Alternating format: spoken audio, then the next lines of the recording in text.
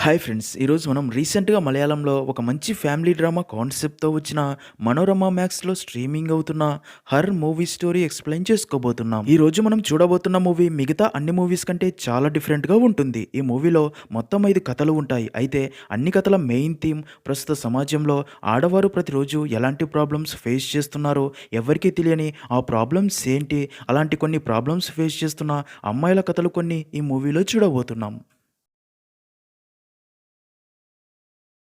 Movie start అవ్వగానే మొదటి స్టోరీలోని యామీ అనే అమ్మాయిని చూపిస్తారు. ఒకరోజు ఉదయాన్నే యామీ ఇంటి దగ్గరికి ఒక అబ్బాయి వచ్చి యామీ అక్క ఈరోజు ట్యూషన్ లేదా అని అడగ్గా యామీ లేదు అంటుంది. దానికి ఆ అబ్బాయి ఓహో ఈరోజు కూడా నీకు ఇంటర్వ్యూ ఉందన్నమాట అని అక్కడి నుంచి వెళ్ళిపోతాడు. నిజానికి ఈరోజు యామీ అసిస్టెంట్ మేనేజర్ కోసం ఇంటర్వ్యూ ఉండడంతో ఉదయాన్నే లేచి ఉంటుంది. అలా యామీ ఇంటర్వ్యూ కోసం తనకి ఉన్న ఒక మంచి చీర ఐరన్ చేసుకుంటూ ఉండగా అదే టైంకే యామీకి తన బాయ్ ఫ్రెండ్ ఫోన్ చేయడంతో చీర అలాగే ఉంచి ఫోన్ లిఫ్ట్ చేసి మాట్లాడుతుంది. అప్పుడే యామీ తన బాయ్ ఫ్రెండ్‌తో ఈరోజు తనకి ఇంటర్వ్యూ ఉందని దానికోసమే రెడీ అవుతున్నా అని చెప్పగా అది విన్న తను ఇంకా నువ్వు ఇలా ఎన్నిసార్లు ఇంటర్వ్యూలకి వెళ్తూనే ఉంటావు. నువ్వు ఇలా ఇంటర్వ్యూలంటూ జాబ్‌లంటూ తిరగడం నాకు అస్సలు ఇష్టం లేదు అని కొంచెం సీరియస్ అవ్వగా దానికి యామీ నేను ఇంటర్వ్యూకి వెళ్ళి జాబ్ తెచ్చుకోవడం తప్పేం కాదు కదా! అయినా నీకు ఎందుకు ఇష్టం లేదు రీజన్ చెప్పు అని అడగ్గా దానికి యామీ బాయ్ ఫ్రెండ్ సరైన కారణం చెప్పకుండా ఏదేదో చెప్తాడు. నిజానికి ప్రతి అబ్బాయికి తన గర్ల్ ఫ్రెండ్ జాబ్ చేయడం ఆల్మోస్ట్ 90% అబ్బాయిలకి ఇష్టం ఉండదు. ఇది సత్యం. అలా ఇదే విషయమై యామీ అండ్ తన బాయ్ ఫ్రెండ్‌కి మధ్య మాటా పెరిగే మ్యాటర్ కొంచెం సీరియస్ అవుతుంది. కానీ యామీ తన కోపం కంట్రోల్ చేసుకొని తన బాయ్ ఫ్రెండ్‌తో సరే నాకు టైం అవుతుంది. ఇంటర్వ్యూ అయిపోయాక నీతో మాట్లాడతా అనగా యాజ్ యూజువల్‌గా తన బాయ్ ఫ్రెండ్ కోపంతో కాల్ కట్ చేస్తాడు. దాంతో యామీ కొంచెం ఫీల్ అవుతుంది. కానీ తనేం తప్పు చేయట్లేదు కదా అని తనకి తాను ధైర్యం చెప్పుకొని ఐరన్ చేసిన చీరను ఇంట్లోకి తీసుకెళ్లి రెడీ అయ్యి ఇంటర్వ్యూ కోసం బయలుదేరుతుంది. సీన్ కట్ చేస్తే అలా యామీ ఇంటర్వ్యూకి టైం అవుతుంది అని బస్ స్టాప్ దగ్గరికి వెళ్ళి నిలబడి బస్ కోసం వెయిట్ చేస్తూ ఉంటుంది. అయితే అప్పుడే యామీకి చీర లోపల ఏదో పాకుతున్నట్లు అన్‌కంఫర్టబుల్‌గా ఫీల్ అవుతుంది. అప్పుడే తనకి అర్థమయ్యే విషయం ఏంటంటే తన చీర లోపల చీమ ఉంది అని, అదే తనని కుడుతుంది అని. అయితే అది బస్ స్టాప్ కావడం, అక్కడ చాలామంది మగవారు ఉండటం, అప్పటికే తను ఇంటి నుండి చాలా దూరం వచ్చి ఉండడంతో మళ్ళీ తను ఇంటి దాకా వెళ్ళి రావాలి అంటే అప్పటికే ఇంటర్వ్యూకి టైం అవుతూ ఉండడంతో ఏమీ చేయలేక అక్కడే ఉండగా అప్పుడే బస్సు రావడంతో బస్సు ఎక్కబోతుంది. అయితే ఆ చీమ మళ్ళీ కుడుతూ ఉండడంతో యామీ ఆ బాధను భరించలేక బస్సు ఎక్కకుండా బస్ స్టాప్ పక్కకి వెళ్ళి చీర దులుపుకొని అటుగా వస్తున్న ఆటో ఎక్కుతుంది.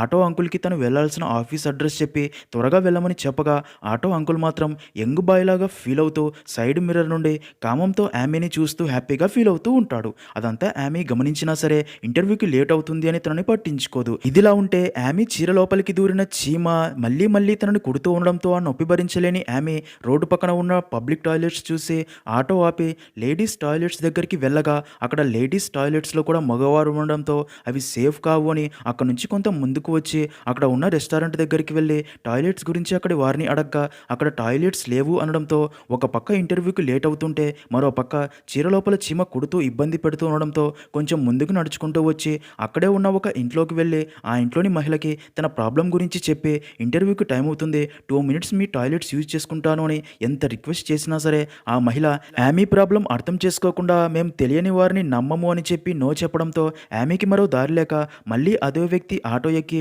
ఆఫీస్ దగ్గరికి వెళ్ళమని చెప్తుంది. ఇంకా ఆ ఆటో అంకుల్ మాత్రం సైడ్ మిర్రర్ నుండి యామీనే కామంతో చూస్తూ ఉంటాడు. అప్పుడే యామీ చీర లోపల చీమ మళ్ళీ కుడుతూ ఉండడంతో ఈసారి నొప్పి భరించలేని యామీ ఆటోలోనే తన చీర పైకి లాగి చెయ్యి లోపలికి పెట్టి ఆ చీమని బయటికి తీసి పడేసి హమ్మయ్య అని రిలాక్స్ అవుతుంది. అయితే అదంతా చూస్తున్న ఆటో అంకుల్ని గమనించిన యామీ చాలా అన్‌కంఫర్టబుల్‌గా ఫీల్ అవుతుంది. చివరికి యామీ ఆఫీస్ దగ్గరికి చేరుకుంటుంది. యామీ ఆటో దిగి ఆటో అంకుల్కి డబ్బు ఇస్తూ తను మోకాళ్ళ పైకి పంచె కట్టుకొని ఉండడంతో అలాగే చూస్తూ ఉండిపోతుంది.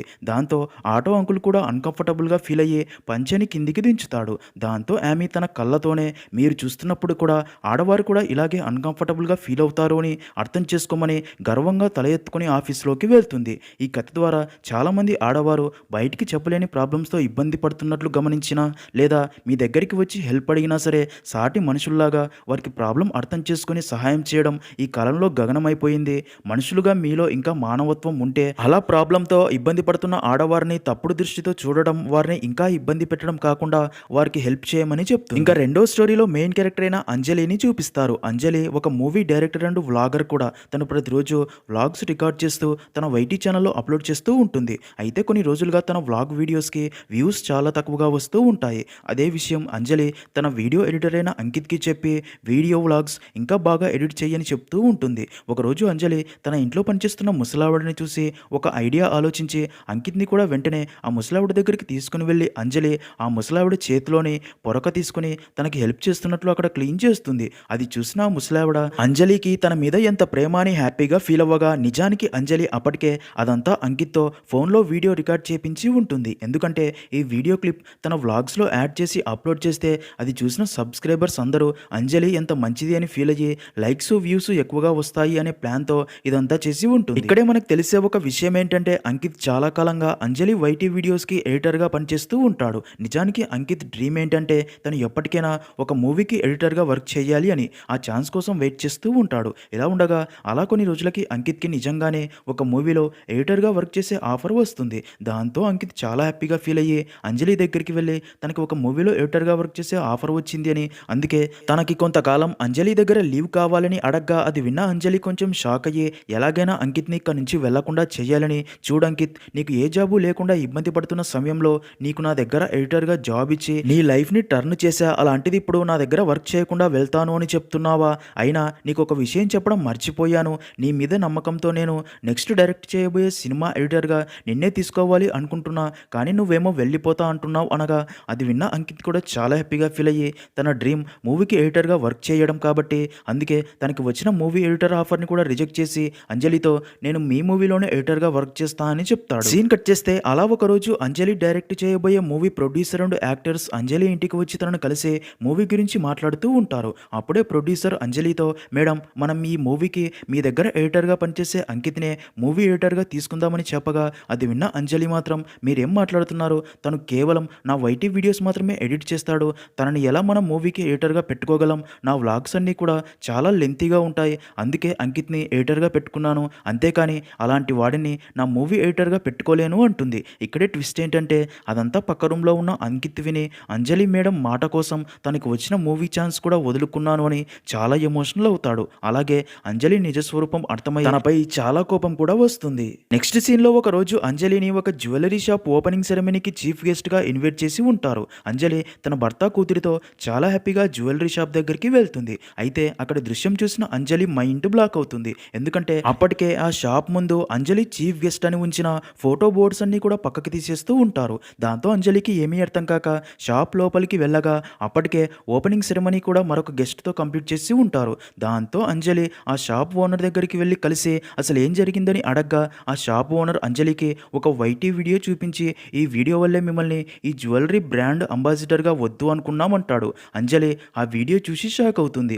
ఆ వీడియో ఈరోజు తన ఛానల్లో అప్లోడ్ చేసిన వ్లాగ్. ఆ వీడియోని అంకితే అప్లోడ్ చేసి ఉంటాడు. నిజానికి అంకిత్ ఈ వీడియోని ఇప్పటిదాకా తను ఎడిట్ చేసిన వీడియోల కంటే డిఫరెంట్గా ఎడిట్ చేసి ఉంటాడు. ఈ వీడియోలో అన్ని బ్లూపర్సే యాడ్ చేసి ఉంటాడు. అంటే అంజలి వీడియోస్ రికార్డ్ చేసే ముందు అక్కడి వారి మీద ఎంత సీరియస్గా ఉంటుందో, వీడియో రికార్డ్ చేస్తున్నప్పుడు ఎంత ప్రేమగా ఉన్నట్లు ఎంత బాగా యాక్ట్ చేస్తుందో అని అంకిత్ ఎలాంటి ఎడిట్ చేయకుండా అంజలి అసలు రూపం అందరికీ తెలియాలి అని అప్లోడ్ చేసి ఉంటాడు. ఆ వీడియో చూసిన అందరికీ అంజలి రియల్ పర్సనాలిటీ అర్థమవుతుంది. మరో పక్క అంకిత్ ఇంకా అప్పటికే తన బ్యాగ్ సర్దుకొని అక్కడి నుంచి వెళ్ళిపోవాలని చూస్తూ ఉంటాడు. ఇంకా అంజలికి ఆ వీడియో చూసి మొదట అంకిత్ మీద చాలా కోపం వస్తుంది. కానీ తనకి మూవీలో ఎడిటర్గా ఛాన్స్ ఇస్తా అని మోసం చేసినందుకే కోపంలో ఇలా చేశాడో అని అర్థం చేసుకుని, అలాగే ఈ వీడియో పాత వీడియోస్ కంటే చాలా బాగా ఎడిట్ చేశాడని అర్థమయ్యి అంకిత్లో టాలెంట్ ఉంది అని క్లారిటీ వచ్చి వెంటనే అంకిత్కి ఫోన్ చేసి మొదట సారీ చెప్పి తన మూవీలో ఎడిటర్గా నువ్వే వర్క్ చేయాలని చెప్పడంతో అది విన్న అంకిత్ చాలా హ్యాపీగా ఫీల్ అవుతాడు. ఇంకా మూడవ స్టోరీలో మెయిన్ క్యారెక్టర్స్ అయిన విజయరాజ్ అండ్ శాంత అనే ఏజ్డ్ కపుల్ని చూపిస్తారు. అయితే ఇప్పటికీ కూడా ఇద్దరి మధ్య ఒకరి మీద మరొకరికి చాలా ప్రేమ ఉంటుంది. ఎంతో సంతోషంగా జీవితాన్ని గడుపుతూ ఉంటారు. ఇంకా విజయరాజ్ ఇంట్లో ప్రతి చిన్న పెద్ద విషయానికి శాంత మీదనే ఆధారపడి ఉంటాడు. అంటే ప్రతి చిన్న విషయాన్ని శాంతాని అడగ్గా శాంత తనకి సమాధానం చెప్తూ మాట్లాడుతూ ఉంటుంది. ప్రతి 2 నిమిషాలకు ఒకసారి విజయరాజ్ శాంతతో ఏదో ఒక విషయమై మాట్లాడుకుంటూనే ఉంటారు. అలా రోజంతా ఇద్దరు మాట్లాడుకుంటూ చాలా సంతోషంగా ఉంటారు. ఇంకా విజయరాజ్‌కి బయట ఏ చిన్న వర్క్ ఉన్నా సరే ఒంటరిగా వెళ్ళడం ఇష్టం లేక శాంతాని కూడా తనతో పాటు తీసుకెళ్తూ ఉంటాడు. నెక్స్ట్ సీన్‌లో ఆ రోజు విజయరాజ్ అండ్ శాంతాల మ్యారేజ్ యానివర్సరీ అవ్వటం వల్ల విజయరాజ్ శాంతాకి ఒక స్మార్ట్ ఫోన్ గిఫ్ట్‌గా ఇవ్వాలి అనుకుంటాడు. ఎందుకంటే శాంత అప్పటిదాకా యూజ్ చేసే కీప్యాడ్ ఫోన్ డ్యామేజ్ అయ్యి పని చేయకుండా అయ్యి ఉంటుంది. అలా విజయరాజ్ అండ్ శాంత మొబైల్ షాప్‌కి వెళ్ళి ఒక స్మార్ట్ ఫోన్ కొనుక్కుంటారు. అయితే అక్కడి సేల్స్ గర్ల్ వారితో షాప్ యానివర్సరీ సందర్భంగా స్మార్ట్ ఫోన్ కొన్నవారికి అలెక్సా డివైస్ ఫ్రీగా ఇస్తున్నామని వారికి ఒక అలెక్సా బాక్స్‌ని ఇస్తుంది. అయితే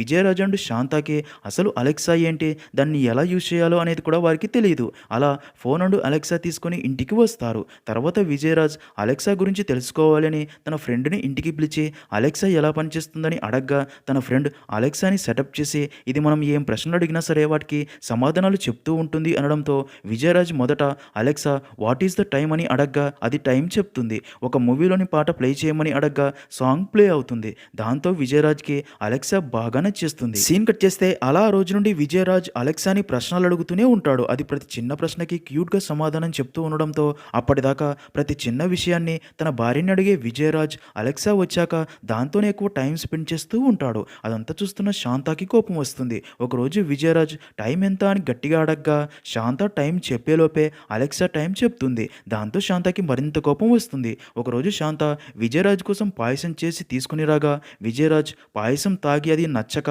అలెక్సాని పాయసం ఎలా చేస్తారో రెసిపీ చెప్పమనగా అలెక్సా రెసిపీ చెప్పడం స్టార్ట్ చేస్తుంది. అది విన్న శాంతకి కోపం వస్తుంది.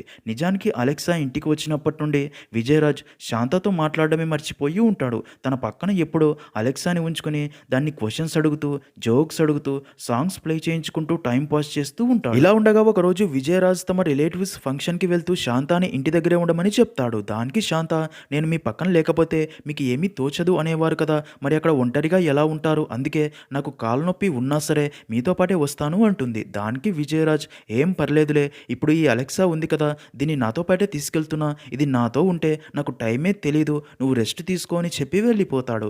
దాంతో శాంత మనసులో చాలా బాధపడుతుంది. అలా వారి మధ్య దూరం పెరిగిపోతూ ఉంటుంది. బాగా ఆలోచించిన శాంత ఈ అలెక్సా తమ జీవితంలోకి వచ్చాకే తనకి తన భర్తకి మధ్య దూరం పెరిగిందని అర్థమవుతుంది. సీన్ కట్ చేస్తే అదే రోజు సాయంత్రం ఇంటికి వచ్చిన విజయరాజు శాంతతో అలెక్సాకి ఛార్జింగ్ అయిపోయింది, అందుకే అలెక్సాకి ఛార్జింగ్ పెట్టు, నాకు నీరసంగా ఉంది పడుకుంటా అని చెప్పి అలా నిద్రపోతాడు. మరుసటి రోజు ఉదయం విజయరాజు టిఫిన్ చేస్తూ శాంతాని అలెక్సాకి ఛార్జ్ పెట్టమని చెప్పా కదా ఎక్కడ పెట్టావు, కనిపించలేదు అని అడగ్గా దానికి శాంత బ్యాగ్లో చూశాను కానీ అలెక్సా అందులో కనిపించలేదు అనడంతో విజయరాజు వెళ్ళి తన బ్యాగ్ మొత్తం చెక్ చేసినా సరే అందులో అలెక్సా కనిపించదు. అయితే అదే టైంకే చెత్త తీసుకెళ్లే మహిళ వచ్చి ఇంట్లో నుండి ఒక చెత్త కవర్ తీసుకెళ్లడం విజయరాజ్ చూస్తాడు. ఇంకా ఆ కవర్ని తను ఎక్కడ చూస్తాడో అని శాంత ఫుల్గా టెన్షన్ పడడం గమనించిన విజయరాజ్కి విషయం అర్థమయ్యి శాంత వైపు చూసి నవ్వి తనని హగ్ చేసుకుంటాడు. దాంతో శాంత కూడా చాలా హ్యాపీగా ఫీల్ అవుతుంది. నిజానికి శాంత తమ జీవితంలోకి వచ్చి తమ ఇద్దరి మధ్య దూరాన్ని పెంచిన అలెక్సాని ముక్కలుగా చేసి చెత్త సంచిలో పడేసి ఉంటుంది. ఈ కథ ద్వారా మనకి పాత రోజుల్లో అంటే 90sలో టీవీలు ఫోన్లు లేని రోజుల్లో మనుషుల మధ్య ఎలాంటి కల్మషం లేకుండా ఒకరితో ఒకరు మాట్లాడుకుంటూ చాలా సంతోషంగా ఉండేవారు. కానీ ఇప్పుడు టెక్నాలజీ పెరిగిపోయి చేతిలో ఫోన్ అండ్ మిగతా ఎలక్ట్రానిక్ వస్తువుల వల్ల ఇంట్లో ఫ్యామిలీతో కూడా మాట్లాడే సమయం ఉండట్లేదు, వారి మధ్య ప్రేమ ఉండట్లేదు. ఇంట్లో ఉన్న అమ్మతో మాట్లాడడానికి టైం ఉండదు కానీ సోషల్ మీడియాలో వాట్సాప్ స్టేటస్లో హ్యాపీ మదర్స్ డే అంటూ షో ఆఫ్ మాత్రం మింగుతూ ఉంటాం. టెక్నాలజీ యూస్ చేసుకోండి కానీ రిలేషన్షిప్స్ని మర్చిపోయేంతలా కాదు అనే మాటతో ఎండ్ అవుతుంది. ఇంకా 4వ స్టోరీలో మెయిన్ క్యారెక్టర్ అయిన అభి అనే అమ్మాయిని చూపిస్తారు. అయితే అభి కాలేజ్లో చదువుకునేటప్పుడు తనని మహేంద్ర అనే అబ్బాయి ఇష్టపడుతూ ఉంటాడు.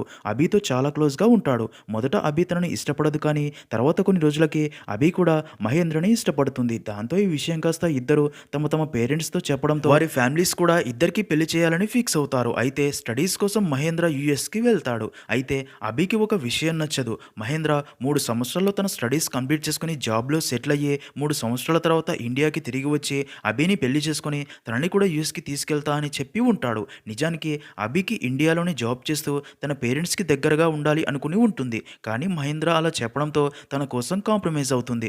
అలా 3 సంవత్సరాలు గడిచిపోతాయి. మహేంద్ర జాబ్లో జాయిన్ అయ్యి ఇండియాకి తిరిగి వస్తాడు. దాంతో అభి అండ్ మహేంద్ర 2 ఫ్యామిలీస్ వాళ్ళు పెళ్లి డేట్ కూడా ఫిక్స్ చేస్తారు. అలా ఒకరోజు అభి అండ్ మహేంద్ర ఒక కెఫేలో కలిసి మాట్లాడుకుంటూ ఉంటారు. అలా వాళ్ళిద్దరూ మాట్లాడుకున్న దాన్ని బట్టి వాళ్ళిద్దరు రిలేషన్షిప్లో ఎలా ఉన్నారో తెలుస్తుంది. నిజానికి మహేంద్ర ఒక డామినేటింగ్ బాయ్ ఫ్రెండ్. అంటే మహేంద్ర అభితో ఎప్పుడు చూడు నువ్వు అది చేయాలి ఇది చేయాలి ఇది చేయకూడదు అది చేయకూడదు అని అభి పక్కాగా తన మాట వినాలి అనుకుంటూ ఉంటాడు. అసలు అభికి అది ఇష్టమా లేదా అని కనుక్కోకుండా ఫుల్‌గా డామినేట్ చేస్తూ ఉంటాడు. ఇంకా అభి కూడా మహేంద్ర చెప్పిన అన్నింటికి ఓకే చెప్తూ తను ఏది చెప్పినా చేస్తూ ఉంటుంది. ఎందుకంటే రిలేషన్‌షిప్‌లో ఒకరి కోసం ఒకరు కాంప్రమైజ్ అవుతేనే హ్యాపీగా ఉండగలమని. అలా ఇద్దరు కాసేపు మాట్లాడుకున్న తర్వాత అభి మహేంద్రతో మనం పెళ్ళికి ముందే ఒకసారి ఫిజికల్‌గా కలుద్దామా? పెళ్లి తర్వాత ఎలాగూ కలుస్తాం కదా! పెళ్లి మరి కొన్ని రోజుల్లో ఉంది కదా! అనగా అది విన్న మహేంద్రకి మొదట అభి చెప్పింది నచ్చదు. కానీ అభి తనని కన్విన్స్ చేయడంతో ఫిజికల్‌గా కలవడానికి ఓకే చెప్తాడు. రేపు ప్రీ వెడ్డింగ్ షూట్ కోసం వెళ్తున్నాం కదా! అక్కడ స్టే చేసే హోటల్‌లో కలుద్దాం అంటాడు. నెక్స్ట్ సీన్‌లో మరుసటి రోజు Abhi and Mahendra pre wedding shoot కోసం మరొక ప్లేస్‌కి వెళ్తారు. అలా ప్రీ వెడ్డింగ్ షూట్ అయిపోయాక అదే రోజు రాత్రి ఇద్దరు తాము స్టే చేసే హోటల్‌కి వెళ్లి ఇద్దరు అక్కడే ఇంటిమేట్ కూడా అవుతారు. ఇంకా తర్వాత రోజు ఉదయం ఇంటికి వచ్చిన అభి కొంచెం సాడ్‌గా ఉండడం గమనించిన తన పేరెంట్స్ "ఏమైందమ్మా? ఎందుకు డల్‌గా ఉన్నావని?" అడగ్గా ఇక్కడే ట్విస్ట్ ఏంటంటే అభి తన పేరెంట్స్‌తో తనకి ఈ పెళ్లి ఇష్టం లేదని అందుకే పెళ్లి క్యాన్సిల్ చేయమని చెప్తుంది. అది విన్న అభి పేరెంట్స్ మైండ్ బ్లాక్ అవుతుంది. కోపంతో ఒక వారంలో పెళ్లి పెట్టుకుని ఇప్పుడు పెళ్లి ఎందుకు వద్దు అంటున్నావని అడగ్గా దానికి అభి వారితో నిన్న రాత్రి హోటల్లో నేను మహేంద్ర ఫిజికల్‌గా కలిసాము. అయితే తను నన్ను ఫిజికల్‌గా కూడా సాటిస్ఫై చేయలేదు. అంతేకాక తను నా ఫీలింగ్స్ గురించి ఒక్కసారైనా ఆలోచించకుండా నన్ను డామినేట్ చేస్తూ ప్రతిదీ తనకి నచ్చినట్లే ఉండాలి అని నన్ను ఒక రోబోలా తను చెప్పింది మాత్రమే చేయమని ఫోర్స్ చేస్తున్నాడు. ఇప్పటిదాకా ఒక్కసారి కూడా నీకు ఏది ఇష్టమని నన్ను అడగలేదు. తన గురించి అంత తెలిసాక కూడా మళ్ళీ తననే పెళ్లి చేసుకొని జీవితాంతం తనతో ఎలా హ్యాపీగా బ్రతకగలను? తన దగ్గర ఒక బానిసలా బ్రతకడం నాకు ఇష్టం లేదు.